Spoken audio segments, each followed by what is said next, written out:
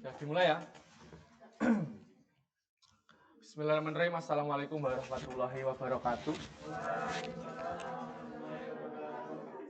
Hari ini kita memasuki pertemuan keempat ya, rekan-rekan semua. Yang akan kita bahas bareng ya, hari ini.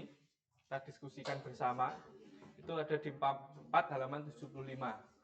Permintaan, penawaran, dan juga keseimbangan pasar. Jadi hari ini kita membahas bagaimana permintaan itu terjadi, bagaimana penawaran itu terjadi, bagaimana terbentuknya keseimbangan pasar. Di dalam keseimbangan pasar itu ada yang namanya equilibrium atau di sumber referensi yang lainnya itu disebut juga namanya titik tengah, harga pasaran, harga tengah-tengah. Nah, sebelum ke materi, absen dulu Muhammad Fakih Al-Haki, Ardita, Latifah, Kaiser Juang nggak hadir. Tiara, Amelia, Siska, Aris, Iva, Hesti, Cynthia Ananda. Hadir ya, tak. Prawita Eka, Octavia, Feby Luciana, Renisa Cahya, Helmi, April, Devita, Ratih Dewi.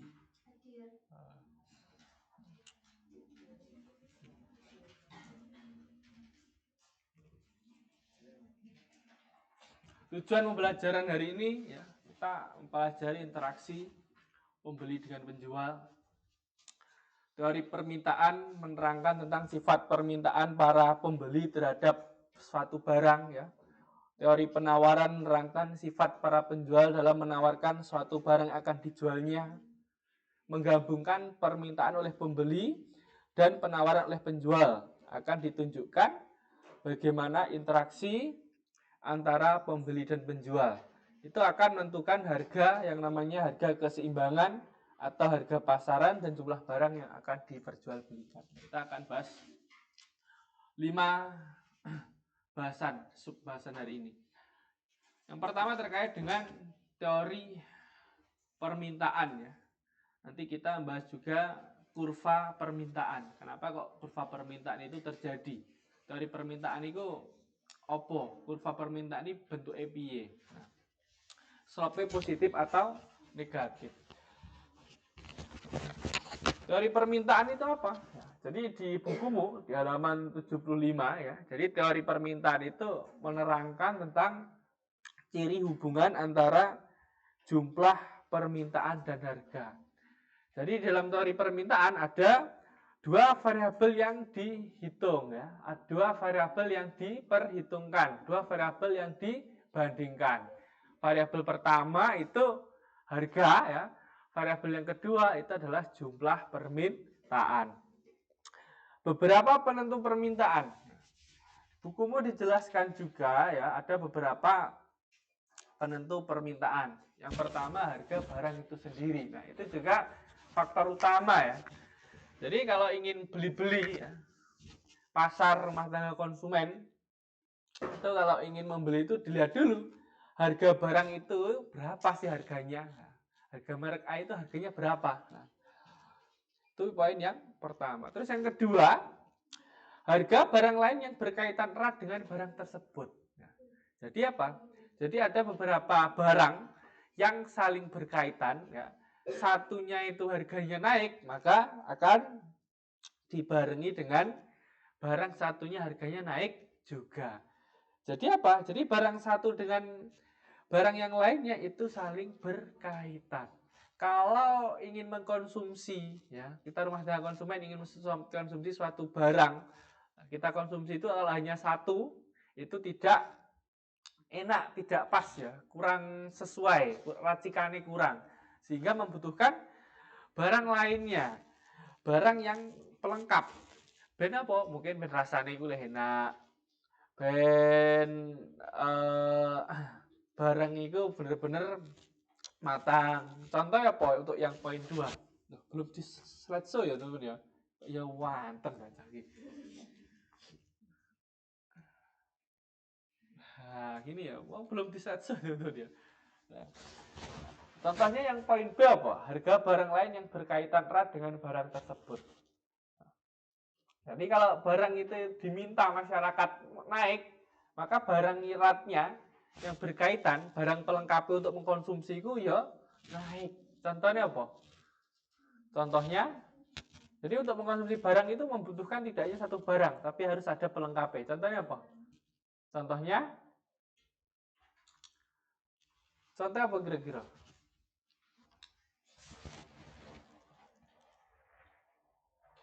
Contohnya kopi karo gula, teh karo gula, minyak karo apa, telur ya kan. Nah, itu. Jadi kalau salah satunya itu permintaannya itu bertambah ya, maka barang lainnya itu juga ikut bertambah. Dengan catatan apa? Barang lainnya itu memiliki hubungan yang erat. AC-nya dingin ya, Nun ya? Dingin nggak AC-nya? Nggak terasa.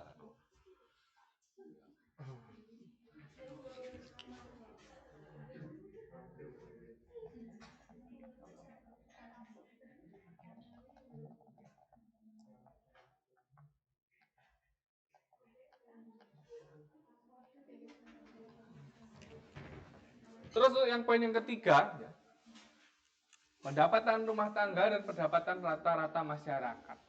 Nah, ini juga merupakan faktor penentu permintaan ya. Jika pendapatan rumah tangga atau pendapatan rata-rata masyarakat di satu daerah naik, jumlah barang yang diminta otomatis itu akan naik. Teman-teman, pendapatan rumah tangga terhadap barang yang diminta untuk penentu permintaan itu hubungan itu ya sangat erat ya. Pendapatan naik, barang yang diminta itu naik. Jumlah barang yang diminta Kabupaten Ponorogo sama Kota Surabaya kira-kira banyak mana? Banyak mana? Banyak Surabaya. Kenapa? Karena di sana pendapatan rata-ratanya UMR masyarakatnya itu lebih tinggi daripada Ponorogo ya.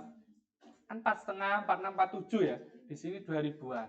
Nah, jadi kalau pendapatan rumah tangga naik atau pendapatan rata-rata masyarakat naik berdasarkan UMR itu lebih tinggi dari satu kabupaten, ya, menurut hukummu itu permintaannya itu juga akan lebih banyak.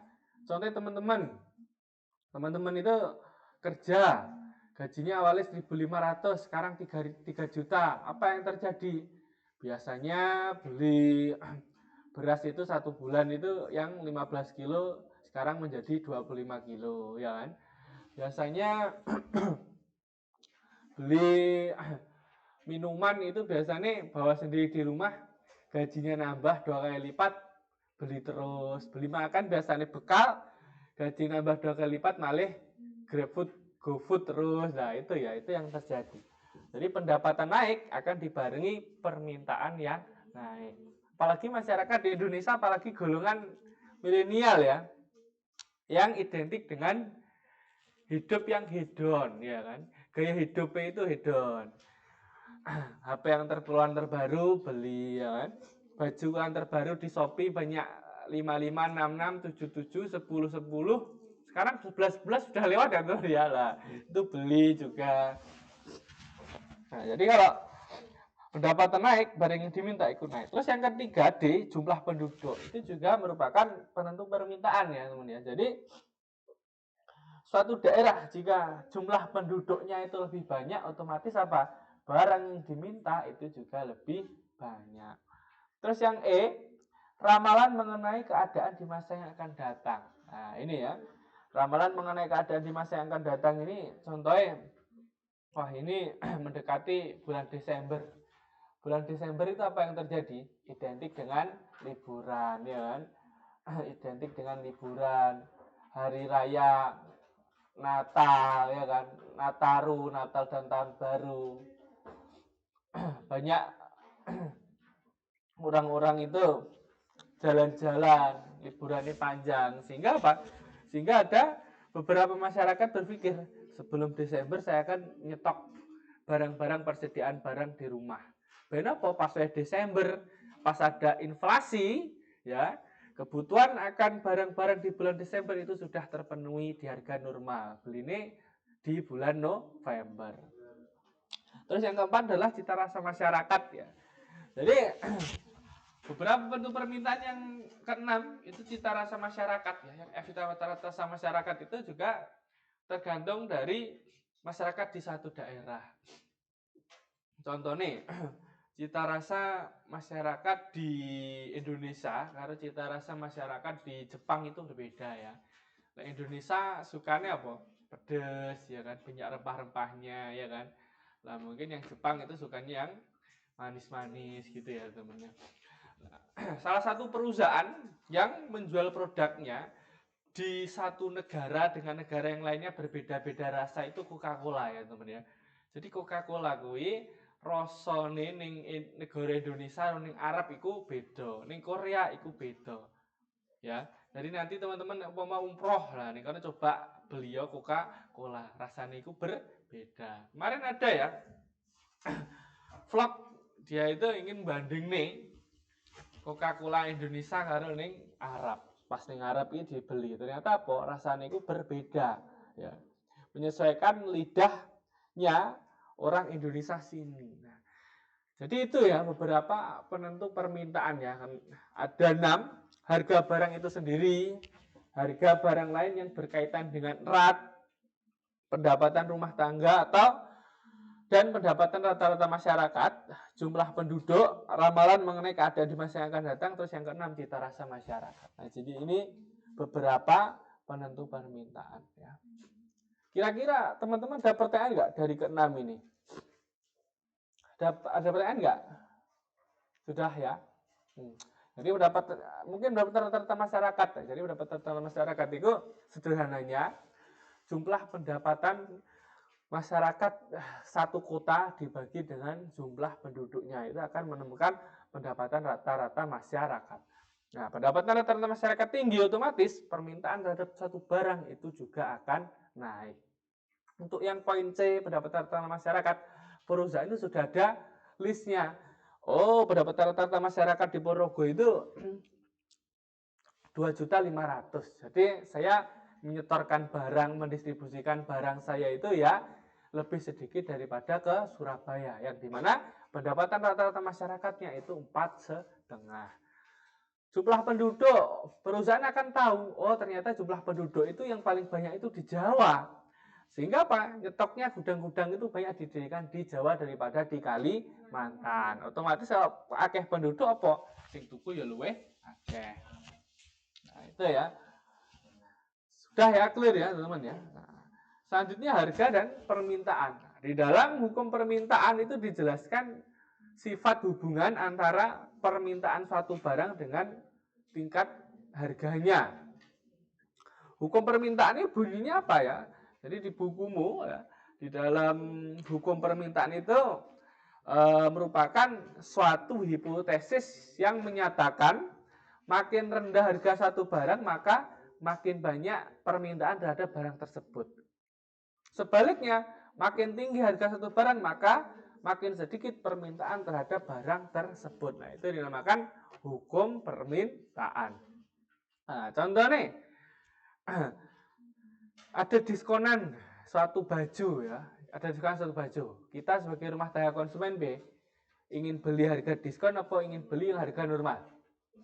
Akan ingin beli harga ya diskon. Nah, sehingga apa? Hukum permintaan itu menjelaskan suatu hipotesis, suatu praduga, suatu kejadian jika harganya itu menurun, harganya itu mudun ya, jumlah yang dibeli masyarakat itu akan naik. Nah, itu merupakan hukum permintaan.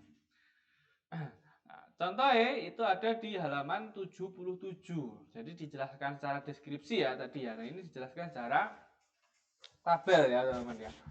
Itu di halaman 77 itu ada 5 keadaan ya. Keadaan P, keadaan H, R, S dan juga T ya. Keadaan P apa? Harganya 5.000, jumlah yang diminta sebesar 200 ya. Terus harganya 4.000, jumlah yang diminta itu 400. Harganya 3.000, jumlah yang diminta 600. Yang ada S itu harganya 2.000, jumlah yang diminta 900. Harganya 1.000, jumlah yang diminta 1.300. Nah, jadi di dalam tabel itu menjelaskan bahwa harga suatu barang itu semakin murah, jumlah yang diminta masyarakat itu semakin banyak. Tetapi di dalam penjelasannya itu ada asumsi. Asumsinya apa? Ada istilah yang namanya Katris paribus ya. Coba bacaan. Ada istilah yang namanya Katris paribus. Katris paribus itu apa? Nah, coba di buku jelas coba Katris paribus.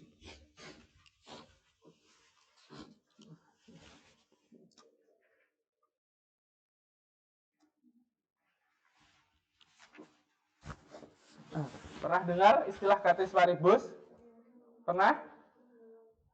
Tadi double pernah, paling belum ya kan? Pernah dengar istilah Katris paribus? Ya, oke. Nama siapa Pak? Alfi, panggilan ya. Alfi, apa Alfi? Katris paribus Pi? Contohnya Pi, maksudnya waktu nanti orang. Jadi di dalam hukum permintaan yang digambarkan nanti kurva permintaan itu ada asumsinya yang namanya Katris paribus. Nah, coba jelasnya ke temenmu, V. Katris paribus B maksudnya. Faktor-faktor yang tidak mengalami perubahan artinya ya tetap itu. Faktor-faktor lain yang tidak mengalami perubahan ya, tetap. Contoh nih. Contoh nih B. Barang apa ya? Ya, contohnya B, barang bisa.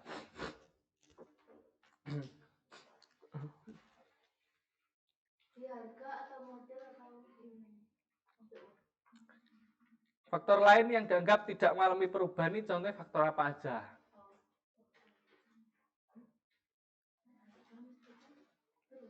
Harga berubah, terus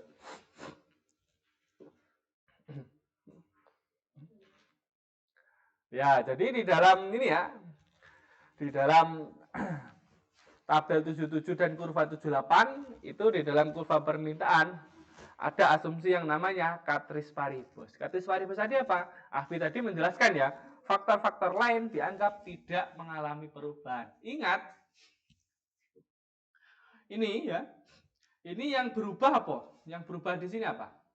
Harga. Harga berubah, otomatis jumlah yang diminta masyarakat akan berubah. Nah, di dalam kurva permintaan itu ada asumsi Katris paribus. Ingat, di dalam kurva permintaan itu ada beberapa penentu permintaan. Harga barang lain, pendapatan rumah tangga, jumlah penduduk, ramalan, cita rasa masyarakat, teknologi juga bisa masuk penentu permintaan. Itu selain harga dianggap tetap. Selain harga dianggap konstan. Kan tadi dijelaskan ya, beberapa faktor penentu permintaan ada 6 ini ya kan. Nah, di dalam tabel halaman 77 dan juga 78 itu kondisi ini akan terbentuk jika asumsi Katris paribus ya itu terlaksana di lapangan ya, di dalam prakteknya. Jadi faktor lain selain harga dianggap tetap, jumlah penduduknya tetap, pendapatannya masyarakat tetap, ya kan? Cita rasa masyarakat tetap. Jadi faktor lain selain harga dianggap konstan atau dianggap tetap. Sehingga apa? Sehingga menyebabkan hukum permintaan itu terjadi di suatu masyarakat. Jika harganya semakin turun, jumlah yang diminta akan semakin banyak. Nah, ini ya, contoh ini, tabel ini. Terus, tadi deskripsi sudah, dijelaskan secara tabel sudah. Terus sekarang dijelaskan secara kurvanya. Kurvanya itu dijelaskan ya, kalau Yang vertikal, halaman 78, itu jelasnya apa yang vertikal? Yang vertikal, 1, 2, 3, 4, 5, itu jelasnya apa? Harga. Itu dalam ribuan, ya, dalam harga Rp1.000 ya, teman ya. Nah, terus yang horizontal itu menjelaskan kuantitas. Nah, jadi dari tabel tadi, kalau digambarkan kurvanya dari kiri atas ke kanan bawah. Ini mengulang pertemuan lalu. Dilihat dari kurva permintaan ini, slope negatif atau positif? Slope apa slope? Jadi kurva permintaan slope positif atau negatif? Coba salah satu angkat tangan. Kenapa kok slope negatif? Tiara, nanti Tiara. Coba Tiara, slope positif atau negatif? Dari bawah ke kiri atas itu negatif. Ini loh. Slope negatif positif. Slope positif. Jadi Tiara positif. Yang negatif ada? Yang negatif. Kemarin kan sudah saya jelaskan, teman-teman. Slope gue dari kiri atas ke kanan bawah, gue negatif. Karena apa? Di sini ada dua variabel yang dibandingkan, harga karo jumlah yang diminta. Harganya saya apa semedun? Saya harganya loh. Jumlahnya saya banyak. Variabel satu dan variabel lain ini berbanding terbalik, sehingga apa? Kurvanya jadi slope negatif. Kalau pemene variabel yang dibanding niku harga karo jumlah yang diminta podo nambahi atau podo medune, maka nih slope positif. Gitu ya teman ya. Nah, jadi nanti pada saat UTS teman-teman akan ada pertanyaan hukum permintaan ini piye ya. Jelas terus gambarno kurva permintaan. Nah, kurva permintaan ini jelas no slope negatif. Gambar gini ya dari teman-teman ya. Nah, gambarnya yang vertikal itu harga, yang horizontal itu kuantitas. Slope negatif dari kiri atas ke kanan bawah. Di situ di dalam hukum permintaan, di dalam kurva ini, permintaan satu barang dipengaruhi oleh tingkat harganya. Faktor-faktor lainnya dianggap tetap atau istilahnya categoris paribus. Nah, itu ya teman ya. Jadi kenyataan di lapangan memang gitu. Barangnya obral, enek diskon saya murah, sing tuku saya akeh. Contohnya apa? Shopee 99 plus 11 free ongkir. Ada diskon 50%.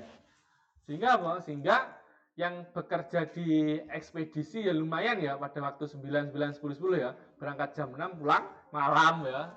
Gerawak mulai check out tuh loh. Pokoknya pas waktu nih lebaran nih Pak. Itu ya jadi sih ya. Tebel barang ngirim paket. Nah, risiko ya. Sampai sini clear ya teman ya, tahu ya. Nah, selanjutnya ada yang namanya permintaan itu ada yang namanya permintaan perseorangan sama permintaan pasar teman ya. Jadi kalau permintaan perseorangan itu dilihat dari masing-masing rumah tangga konsumen, masing-masing individu ya. Nah, kalau permintaan pasar, semua individu itu dijadikan satu. Itu ya, teman-teman ya. Umpamanya di kelas ini ya, di kelas ini itu si Mas Aris, nah itu dia ingin membeli buku sebanyak 10 ya. Sehingga apa? Permintaan buku terhadap Mas Arise, permintaan perseorangan nih jumlahnya 10. Nah, terus nanti kalau Mas Hilmi, Mas Fakih sama rekan-rekan semua ada yang 10, ada yang 5, ada yang 20 dijadikan satu. Nah, itu dinamakan dengan permintaan pasar. Ya. Jadi permintaan pasar itu sumbernya dari mana? Permintaan pasar didapat dari akumulasi jumlah permintaan masing-masing individu di suatu daerah. Itu ya teman ya. Nah, di contohnya di halaman 79 itu di dalam bukumu itu ingin menjelaskan bagaimana permintaan pasar itu terjadi. Nah, di harga 5.000 permintaan Ali berapa itu? 10 ya kan? Terus permintaan Badu 10. Sehingga permintaan pasarnya berapa? Permintaan pasarnya sebesar 20 ya. Karena di situ itu di contohmu itu konsumennya itu hanya Ali dan Badu ya. Jadi permintaan Ali 10, permintaan Badu 10, permintaan pasarnya dijumlahkan. Selanjutnya harga 4.000 ya, permintaan Ali 15, permintaan Badu 15. Jadi permintaan pasarnya berapa? 30.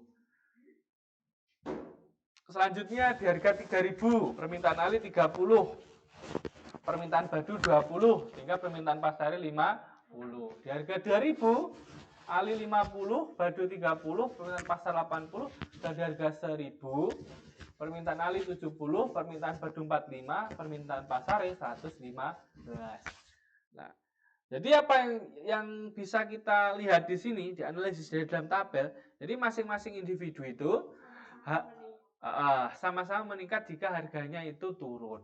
Dan peningkatan pembelian yang ingin diminta masing-masing individu satu dengan masing-masing individu yang lainnya itu berbeda-beda ya. Berbeda-beda. Karena apa? Karena masing-masing individu satu dengan masing-masing individu yang lainnya itu memiliki keinginan yang berbeda-beda ya. Terus memiliki sudut pandang yang berbeda-beda. Kebutuhan primer yang ingin dicukupi yang berbeda-beda ya kan. Itu ya.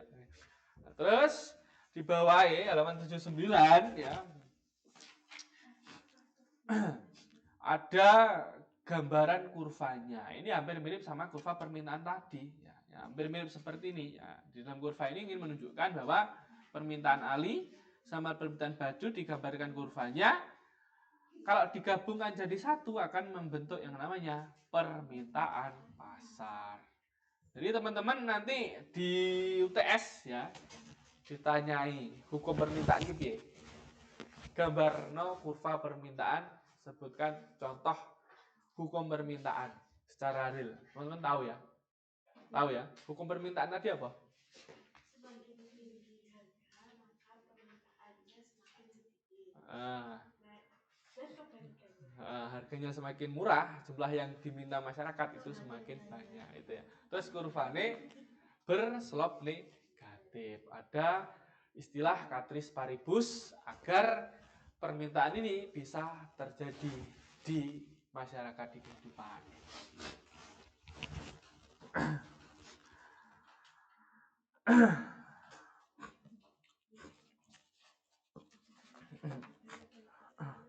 Selanjutnya efek faktor bukan harga terhadap permintaan ya. Jadi efek faktor bukan harga itu ada beberapa yang mempengaruhi. Yang pertama adalah harga barang-barang lain. Ada barang pengganti, ada barang pelengkap, sama ada barang mitra. Coba rekan-rekan di sini contohnya harga barang-barang lain yang bisa mempengaruhi permintaan itu apa ya? Barang pengganti apa? Barang pelengkap itu apa? Barang netral itu apa? Nah, coba.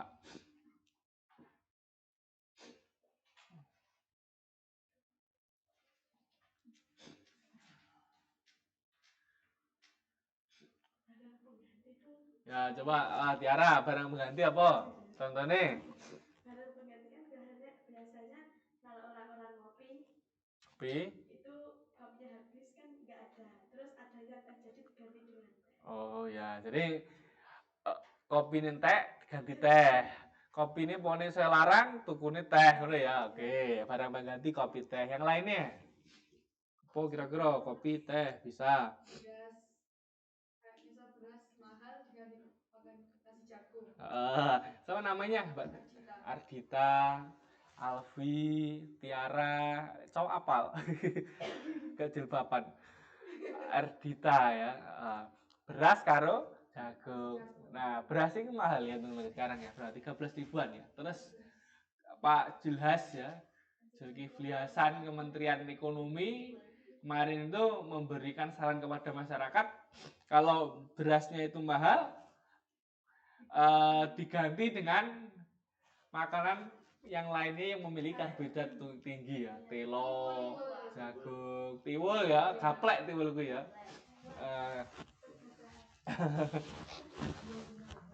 Terus nah itu ya, jadi barang-barang pengganti teman-teman tahu ya. Nah, ternyata apa, teman-teman? Jadi faktor permintaan itu juga ditentukan efek faktor bukan harga terhadap harga permintaan. Salah satunya merupakan dari barang pengganti. Jadi contohnya harganya mahal dan juga barang pengganti itu lagi musimi, lagi murah-murah. Wes besok dhewe makan tiwul ben besok seminggu ya. Ben variasi gitu ya. Nah, jangan terong karo tewel ya, bare karo gereh ya. Terus di barat ya, di barat kan gandum sekarang harganya mahal ya. Gandum harganya mahal sehingga rotinya itu kan juga mahal ya. Kenapa kok di sini masyarakat kita itu cenderung makanan pokok beras, jagung ya? Karena apa?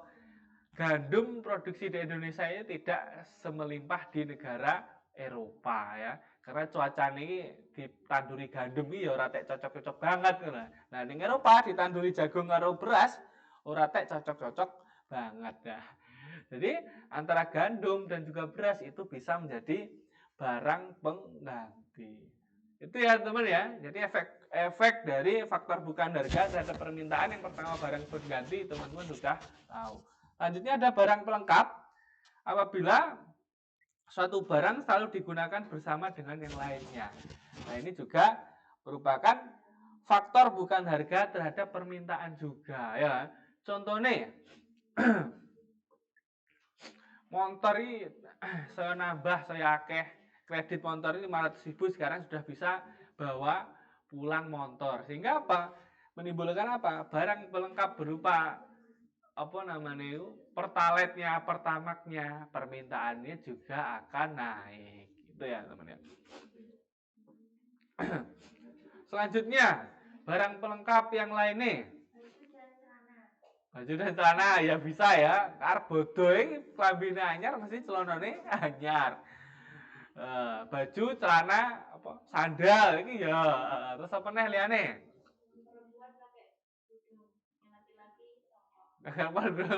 Itu bisa juga ya barang lengkap ya. Oke ya.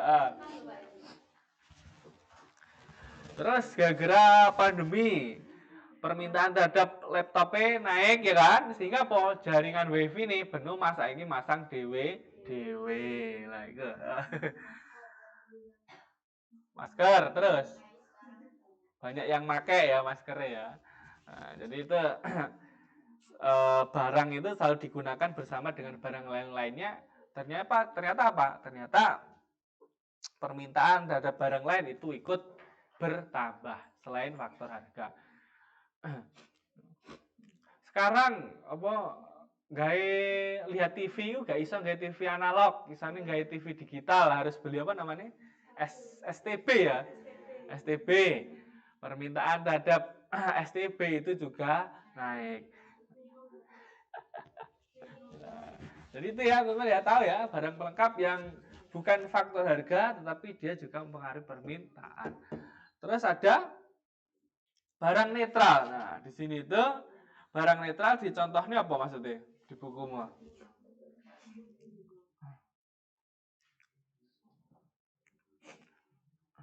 Contohnya apa?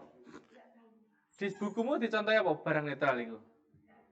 Ada, halaman 80 belum dibaca.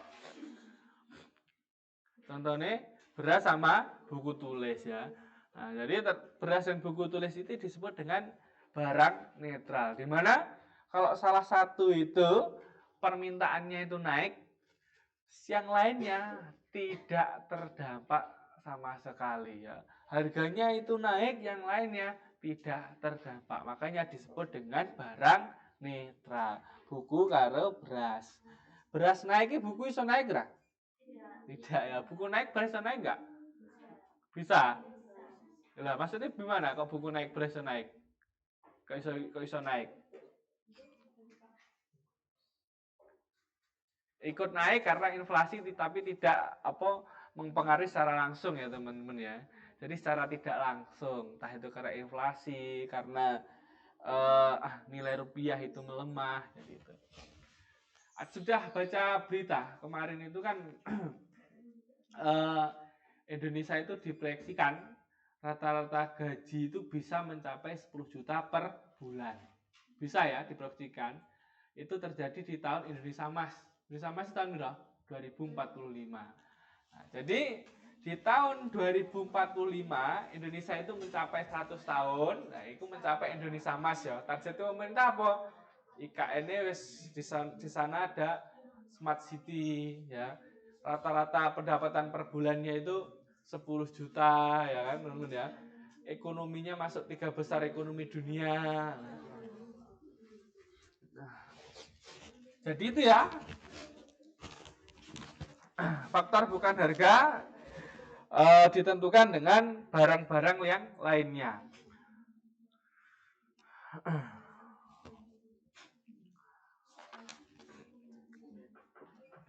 Selanjutnya ada pendapatan para pembeli ya teman ya. Jadi di sini tuh berdasarkan sifat perubahan permintaan yang berlaku, apabila pendapatan berubah, maka permintaan terhadap barang itu juga berubah.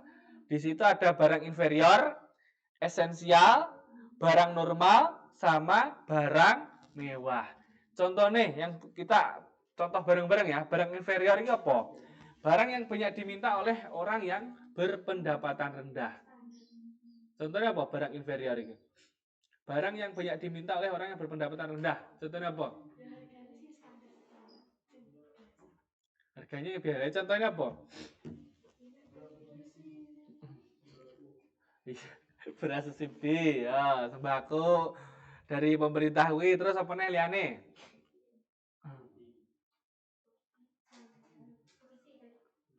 Apa? Apa? Sandal jepit ya, masuk lah. Jadi ini barang yang diminta oleh yang berpendapatan rendah, regane murah timbangane tuku sing kae, timbangane merek sing kae ya, contohnya gue. Terus apa nih? Kursi tamu bisa disebut barang inferior? Jadi sing berpendapatan tinggi nggak beli kursi tamu? Motor bekas? Bisa ya motor bekas ya? Oke, bisa. Inferior. Masa interior ini? Halaman 81, siapa namanya? Ratih. Halaman 81 tuh layak kok kursi berarti gue ya. Karena barang interior. Barang inferior ya. Jadi barang inferior itu barang yang banyak diminta oleh orang yang berpendapatan rendah. Gaplek ya kan. Telo, dhewe nyuguh tamu rasa gawe sosis, rasa gawe apa namanya? Disuguh telo godhog iku malah roto, rasa gawe molen, rasa gawe roti terang bulan, telo godhog. Apa nih? Gatot ya. Terus buah bisusu ya, kan murah ya bisusu ya. Daripada beli apel, daripada beli yang lainnya ya. Nongko mahal loh. Atau desa-desa ya, di desamu. Tapi tunggu larang ya nongko gue ya.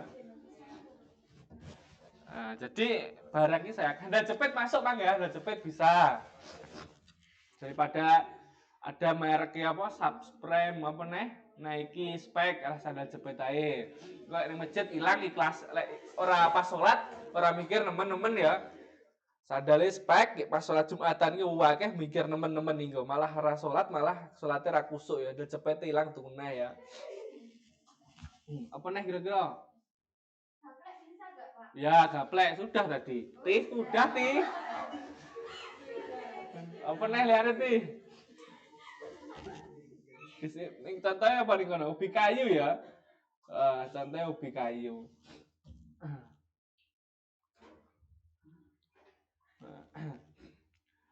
Tahu ya?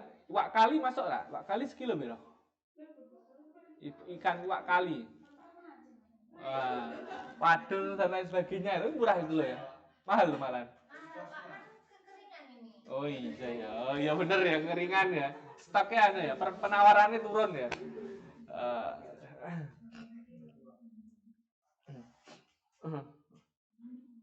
Contohnya barang inferior yang mungkin saya eneng kuwi minyak curah ya tukune ora bimoli rasing fortune tapi sing literan ya kuwi masuk barang inferior. Jadi itu ya teman-teman ya. Contoh nisa Bapak ya teman-teman ya. Terus ada yang namanya barang esensial, barang yang sangat penting artinya dalam kehidupan sehari-hari. Itu disebut juga dengan barang primer ya teman-teman ya. Jadi barang yang sangat penting ya baju, makanan pokok UI ya kan, papan. Terus ada barang normal, satu barang yang akan mengalami kenaikan dalam permintaan sebagai akibat kenaikan pendapatan. Jadi teman-teman ini wis kerja, gajine nambah, gaya hidupnya nambah, barang sing dituku ya nambah. Diingi biasanya minumnya kuwi aqua isi ulang, berhubung saiki gajine wis 4 juta, gaya aqua original lah itu ya. Ngopi ini biasanya nih warung kopi, sak kopi biasanya 3.000 cangkire. Nah, berhubung kuwi saiki nambah malah ning cafe origin ya, apa nih? Di good mood ya, biasa cangkir 15.000 lah, itu juga termasuk barang normal. Biasanya tuku klambi kuwi kaos-kaos ning pedagang kaki lima ya. Ning tuku-tuku biasa, berhubung gajian tuh beli ini neng 3 second. Nah, itu masuk barang normal. Jadi permintaan itu naik gara-gara apa? Pendapatnya masyarakat itu juga naik. Karena gaya hidup masyarakat ya naik. habis itu apa? Berlungo, duit akeh ya kan. Iso tuku bit tapi milih tuku NMAX ya. Itu juga termasuk barang normal ya. Padahal apa kebermanfaatannya sama ya, karena apa ya itu gaya hidup, identitas diri ya. Terus ada barang mewah, jenis barang-barang yang dibeli oleh orang apabila pendapatan mereka sudah relatif tinggi ya. Contohnya apa barang mewah ini? Mobil ya, mobil apa nih? Perhiasan, nah itu ya teman-teman. Jadi tahu ya, inferior, esensial, normal sama barang mewah ya. Inferior itu ya barang pendapatan rendah sing pengen dituku. Masyarakat itu ya tuku nih kuwi, karena merek yang lainnya itu nggak bisa. Harganya iso hampir gani larang, ora cocok. Esensial itu barang norm apa sing di sehari-hari primer, normal itu pendapatan naik, jumlah yang diminta barang itu juga akan naik. Terus ada barang mewah. Gerakan sepanjang kurva permintaan ya. Jadi ini ya teman ya. Jadi di dalam kurva permintaan itu ada titik DTRS itu ya sama D. Nah itu yang vertikal itu price harga, H-nya itu quantity ya. Jadi kuantitas. Yang tidur itu adalah jumlahnya. Jadi sepanjang kurva permintaan ya, titik E itu berubah dari T, R, S, D itu demand ya teman-teman ya. D itu demand. Demand itu apa? Permintaan. Jadi lek pomone mata kuliah ekonomi membahas ekonomi permintaan itu lambangnya D. D itu demand permintaan ya. Lah engko lek pomone penawaran lambangnya S. Apa S itu? Supply. Nah, D itu demand. Lah kenapa kok TRS itu bergeser titik E? Karena pergeseran harga. Ya, jadi permintaan D demand ini ya, TRS itu titik, D itu adalah kurvanya, kurva permintaan, berubah TRS terjadi karena perubahan harga. Selanjutnya ada pergeseran kurva permintaan. Nah, coba bedanya apa? Pergeseran kurva permintaan sama gerakan sepanjang kurva permintaan. Ya coba dibaca bareng-bareng terus kita simpulin. Bedanya apa? Halaman 83 84 bedanya apa?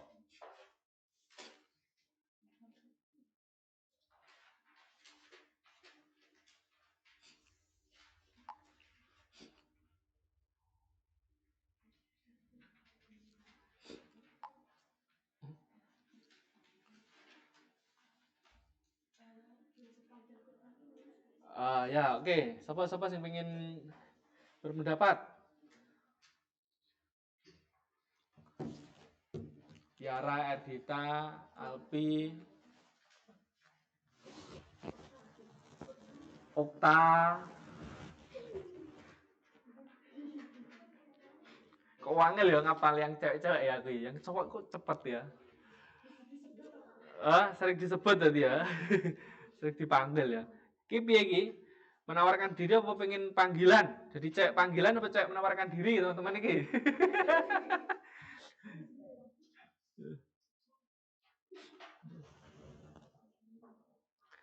Prilia. April. Bedanya apa April? Dibantu sebelah. April sama siapa sebelah? Iva. Apa sama Iva? 83 sama 84 ini bedanya apa? Gerakan sepanjang kurva permintaan karo pergeseran kurva permintaan. Simpulno sak kalimatnya temenmu ben bacane gak panjang-panjang ya.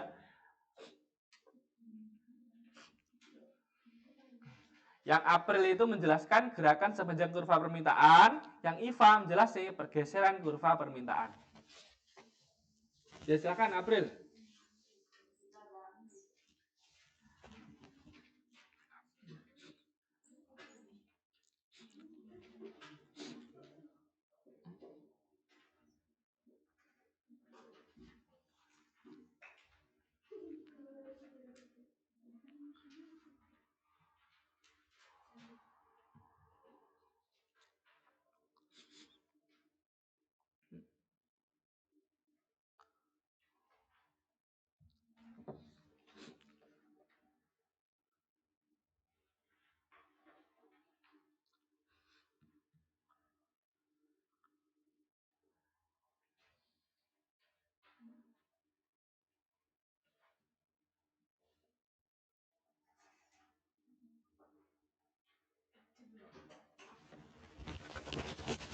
Ya silakan ayo.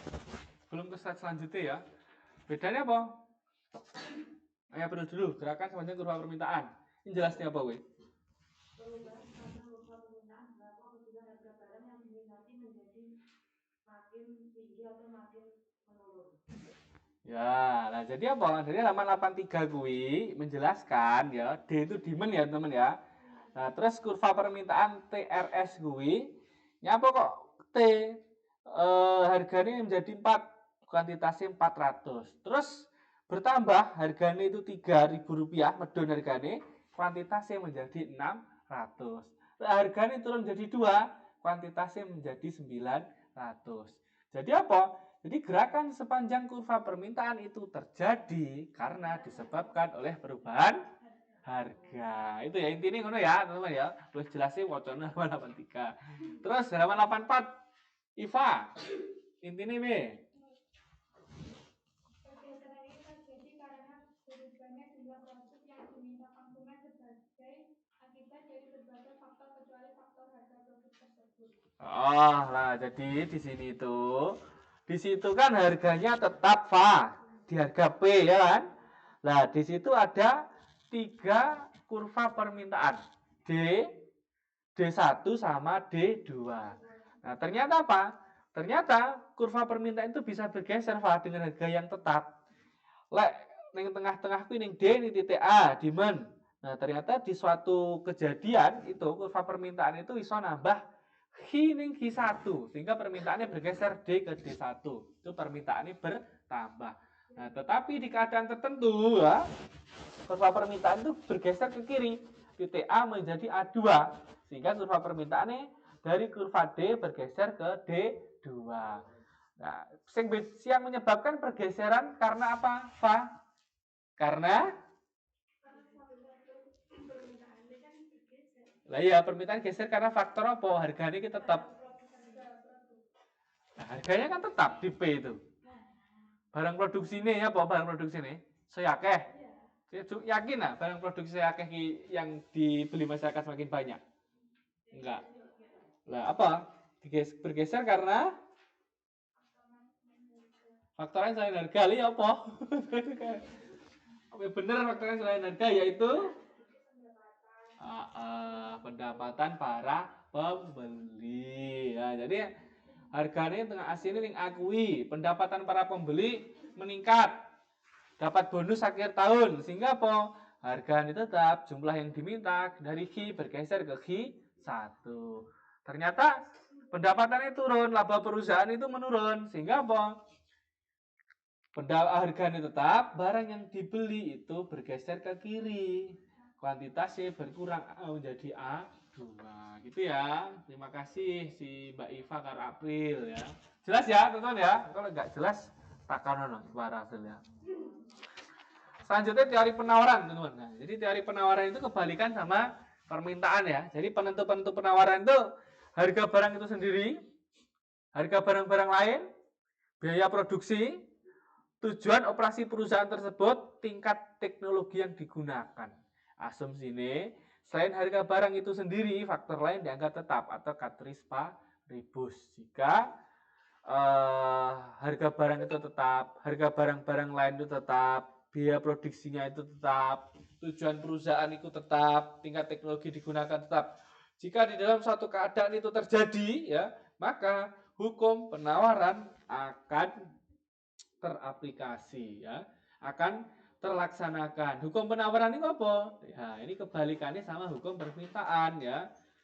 Hukum penawaran pada dasarnya mengatakan bahwa semakin tinggi harga satu barang, semakin banyak jumlah barang tersebut akan ditawarkan oleh penjual. Sebaliknya, makin rendah harga satu barang, semakin sedikit jumlah barang tersebut yang ditawarkan. Tadi hukum permintaan yang dilihat itu adalah rumah tangga konsumen ya. Regane medun iki sing diminta piro. Nah, kalau hukum penawaran yang dilihat adalah rumah tangga produsen. Regane iku naik, jumlah sing ditawarne iku naik pura. Lagi tidak rumah tangga produsen. Normale jika suatu barang itu lagi booming, harganya ini saya muda ya, harganya saya larang. Kita sebagai penjual tertarik untuk menjualkan. Ya murah. Iya toh? Nah, ternyata harga ini semakin mahal. Nah, jadi kita sebagai rumah tangga produsen, sebagai penjual, kita tertarik untuk menjualkan barang tersebut. Sehingga jika harganya naik, maka barang yang dijualnya akan ditambah. Barang yang ditawarkan itu akan bertambah. Contohnya ini ya, teman-teman ya, daftar penawaran buku tulis ya. Keadaan A, B, C, D karo E ya. Harganya itu 5.000, jumlah yang ditawarkan 900. Harganya 4.000, jumlah yang ditawarkan 800 ya. Harganya 3.000, jumlah yang ditawarkan 600. Harganya 2.000, jumlah yang ditawarkan 375. Harga 1.000, jumlah yang ditawarkan 100. Dari tabel ini bisa disimpulkan bagaimana? Harganya itu semakin murah, maka jumlah yang ditawarkan akan semakin sedikit, ya kan? Nah, ini kebalikan dari kurva permintaan.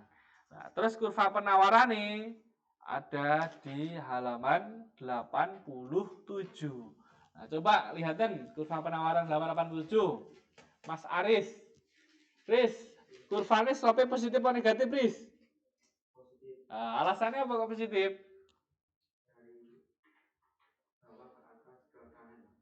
Alasannya gue, alasannya tak tambah Riz ya.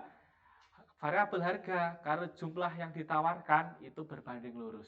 Harganya saya medun, jumlah yang ditawarkan saya medun. Lek harganya saya muda, jumlah yang ditawarkan semakin naik. Nah, itu ya teman ya. Titik-titik kurva di halaman 87 silahkan dibener nih. Kuwi kurvane kleru. A ini harusnya ning 5.000. E ini kudune ning 1.000. Itu ya teman ya.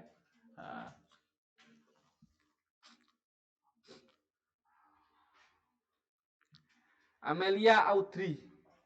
Di Amelia Audrey. Mel, hukum permintaan dan hukum penawaran Mel. Jangan baca Mel. Jangan baca hukum permintaan dan hukum penawaran. Bedanya apa?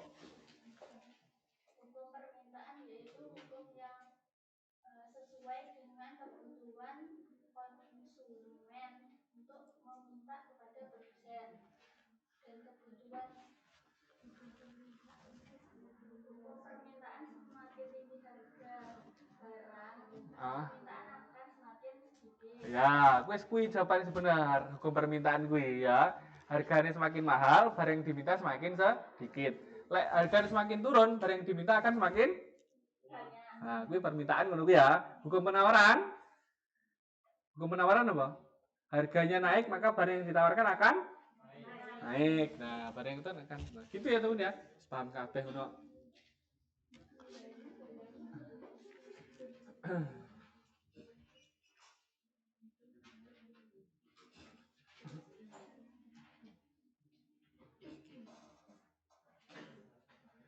Nah, di sini ya gerakan sepanjang kurva penawaran dan pergeseran kurva penawaran dijadikan satu, teman ya.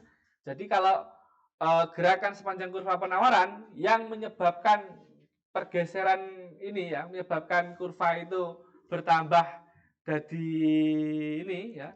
Apa? A, B, C, D, E, G sing nyebabnya itu adalah harga. Nah, terus kalau pergeseran kurva penawaran ini lambangnya S ya. S apa? Supply ya. Nah, S lek permintaan D, apa D mang?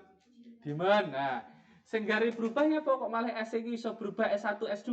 Di bukumu dijelaskan karena perubahan faktor-faktor lain di luar harga menimbulkan pergeseran tersebut. Faktor-faktor lain, contohnya modalnya ini nambah. Jadi perusahaan modalnya nambah, harganya tetap di P, maka perusahaan bisa menjualkan barang lebih banyak. Hi menjadi Hi2. Contoh yang lainnya, modalnya lebih akeh, mesinnya yang ditukul lebih akeh, tenaga kerjanya yang dipekerjakan lebih banyak, ya. Sehingga apa? Pergeseran kurva penawaran S menjadi S1. Faktor lain selain harga. Oh, ternyata dilihat tren penjualannya barang X ini itu menurun sehingga mulai bulan depan dikurangi. Harganya tetap gara-gara cita rasa di masyarakat itu menurun, barang itu sedok rapayu ya. Peminat itu berkurang, harganya sama tetapi jumlah yang ditawarkan itu berkurang. Hi menjadi Hi2. Jadi, gerakan sepanjang kurva penawaran di halaman 87 itu karena perubahan harga, di halaman 89 karena perubahan faktor-faktor lain di luar harga. Contohnya apa? Perubahan modal. Contohnya apa? Perubahan tujuan perusahaan. Varian produk perusahaan. Teknologi ini berubah. Persepsi masyarakat, keinginan pembeli minati dari barang itu berubah. Itu ya teman ya. Paham ya? Paham. Jelas paham kok. Lain soal garap ya paham. Jadi teman-teman nanti pas ujian hukum penawaran kenapa kok terjadi? Nah, ngerti jawabannya. Gambarnya hukum penawaran secara sederhana. Jadi gambarnya kurva penawaran sederhana seperti ini. Nah, pas ujian ini mesti ada yang kelak-kwalik ya. Permintaan ini, padahal ini kan penawaran. Slope positif. Kiri atas ke kanan bawah itu adalah kurva penawaran. Slope positif. Jangan sampai kwalik ya teman ya. Banyak ya. Kemarin itu tingkatnya ada yang kebalik. Permintaan di penawaran jadi permintaan. Nah, itu. Eling-eling kan ya. Selanjutnya ada yang namanya keseimbangan pasar, equilibrium atau titik tengah. Penjelasannya di bukumu itu jelas nih, jika ya apabila jumlah yang ditawarkan para penjual pada suatu harga tertentu adalah sama dengan jumlah yang diminta para pembeli pada harga tersebut. Itu disebut dengan keseimbangan pasar, equilibrium. Itu ada di halaman 90, teman ya. Jadi keseimbangan pasar equilibrium ya, itu nama lain itu harga pasaran ya. Nama lain itu harga pasaran. Titik tengah. Harga tengah, harga keseimbangan. Jadi kalau harga ini pas yang tengah-tengah, jumlah barang yang diminta masyarakat kuantitasnya sama dengan jumlah yang ditawarkan ya, gitu. Harga pasaran telur saiki bro, harga pasaran telur segini bro. Sekira 30 ya.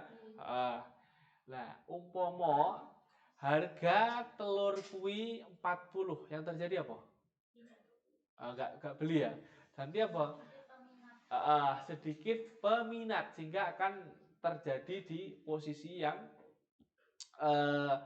penawaran kuwi akeh, tetapi sing beli titik surplus penawaran.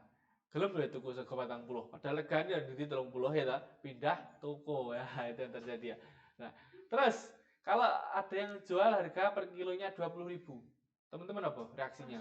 Sebagai ibu-ibu rumah tangga ya, masak nih suami nih, masak anak ya. Nah, belum ya teman-teman ya, belum pikiran ya. Belum, tapi bakalnya kan ngono ya. Nah, akan beli kan?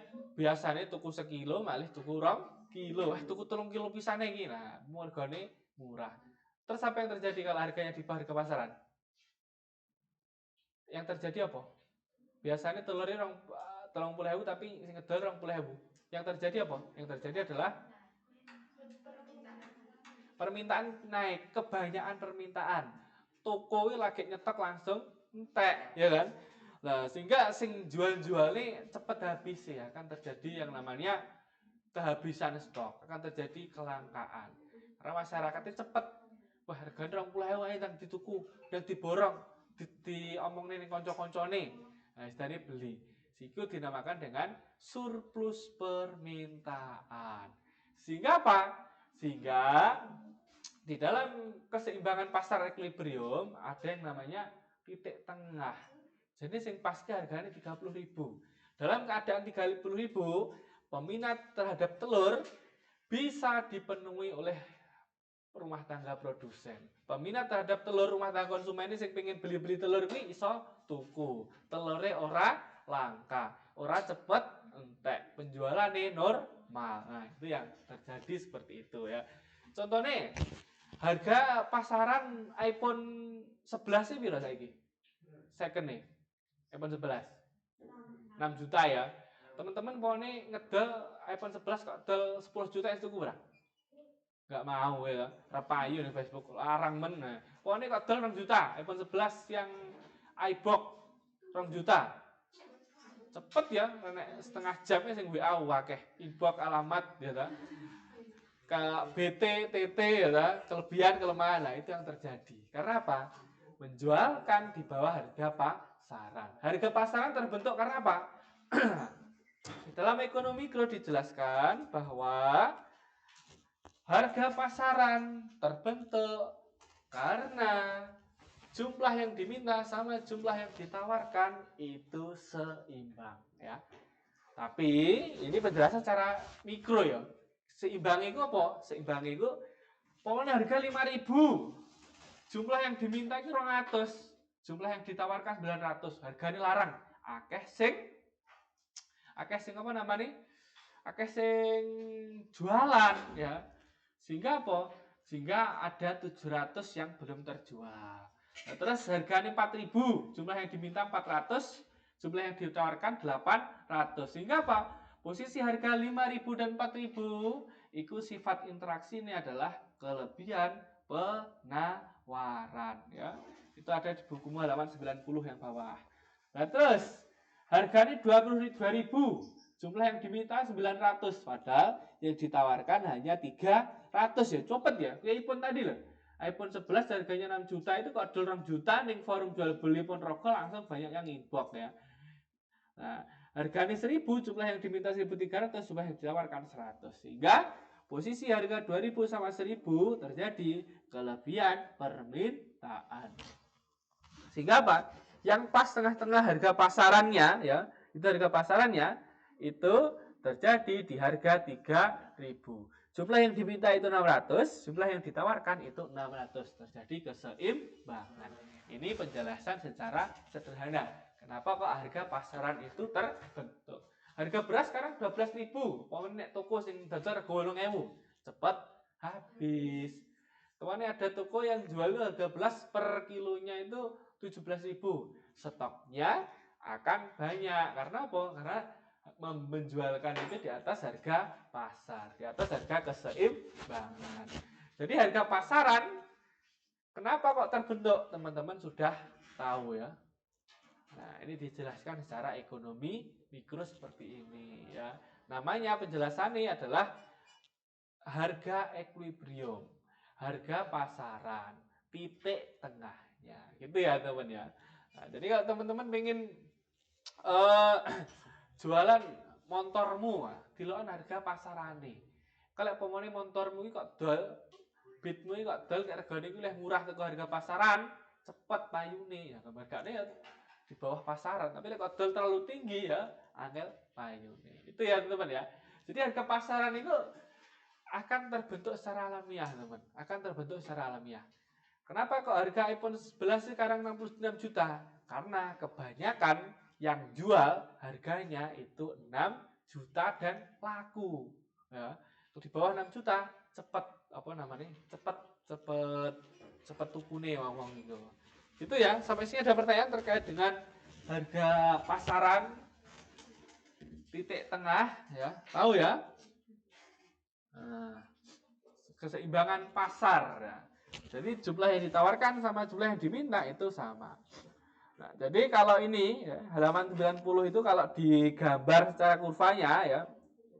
Kurvanya itu seperti ini teman-teman ya. Itu terjadi yang ini demand ya, yang ini supply ya. Perubahan keseimbangan ya. Jadi perubahan keseimbangan, kenapa kok perubahan keseimbangan itu terjadi? Yang pertama, permintaan bertambah, kurva permintaan bergeser ke kanan. Permintaan berkurang, kurva permintaan bergeser ke kiri. Lalu ada penawaran bertambah ya. Kurva penawaran geser ke kanan, terus penawaran berkurang, kurva penawaran bergeser ke kiri. Itu yang terjadi. Dan ini tugasnya ya teman-teman ya. Karena hari ini saya nggak 10 ada kegiatan di Fakultas Ekonomi. Aslinya jam 09.00 kayak aku telat setengah jam ki di WA iki. Jam 9. Jam 9 ini nek kon ning ruangane Pak Dekan ya, rapat. Iki aku telat setengah jam. Kerjakan ya iki ya tugasmu ya. Setengah jam cukup lah kira-kira. Enggak cukup. Tugas? Oh ya, tugas kemarin saja. Berarti ini tugas iki.